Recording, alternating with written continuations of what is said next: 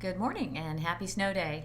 Because we're having a snow day and not late start Thursday, I'm sending you the information on how to fill out your SAMR walkthrough form for next week. You must watch this video tutorial before your walkthrough next week because I will not have time to explain it in our walkthrough for a planned time.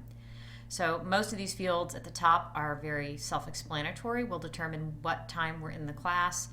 We'll put in the teacher's name, the class period, total number of students, and then how the room is arranged. And then we start the more challenging pieces of filling out the SAMR walkthrough that we all can talk about as soon as our walkthrough is finished.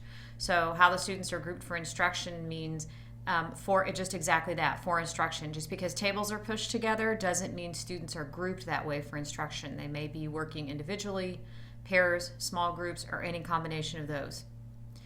Procedures and expectations based on what the students are doing. This really gets down to expectations and classroom management. Do students know what to do using technology when they're in your room, and do they know your expectations? So I have some examples here. Students know bell ringer procedures, they know how to ask for help, who to ask for help, and they know the rules about listening to music and so on. This is something that you'll need to fill out in more detail, how the students are engaged during instruction. You want to be as detailed in here as possible. So if you see 2 students off task playing a game, put that in there. 2 students off task playing a game, the rest of the students are, and then you can explain what they're doing. I use the bottom of this form, which is our student goal right here. So the students should be engaged in 21st century learning of communication, collaboration, critical thinking, and being creative. So I try to use that language when I'm filling out this part here. When you see the students doing those things, it's important to give the teacher in the classroom feedback on how the students were engaged. So any engagement that you see the students involved in, that's what you're going to put in that area. Many times we check multiple things about how the students are using technology. Most of this is pretty self-explanatory.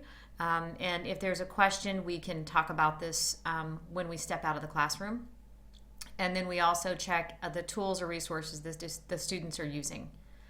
And then we get down to the SAMR level. This is where we probably have the most discussion, but I have guides in here to help. And these are provided to us from Karen Ward.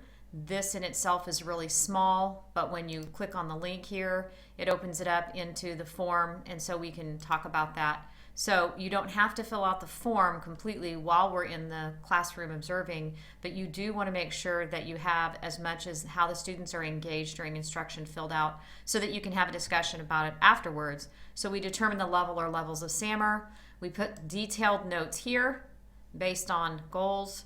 The reason we put the prediction for what will happen next is that we clearly understood the goals or expectations or learning targets for that particular lesson that we observed. And then we put the length of time that we observed.